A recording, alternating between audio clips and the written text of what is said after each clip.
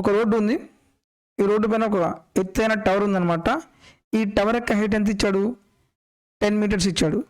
So ఇక్కడ నుంచి చూస్తే ఒకటేమో 30 degrees ఉంది, ఇంకోటేమో 45 degrees ఉందంట.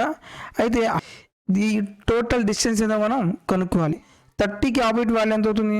1 అవుతుంది. ఇది 60 కదా, 60కి ఆపోజిట్ వాల్యూ ఎంత అవుతుంది? √3 అవుతుంది. సో 45కి ఆపోజిట్ 1 అయితే సో ఇది కూడా ఎంత అవుతుంది? 1 అవుతుంది. ఈ వాల్యూ ఎంత అవుతుంది?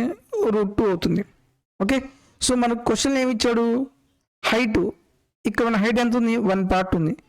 1 part వాల్యూ ఎంత ఇచ్చాడు? 10 meters ఇచ్చాడు. టోటల్ డిస్టెన్స్ ఎంత?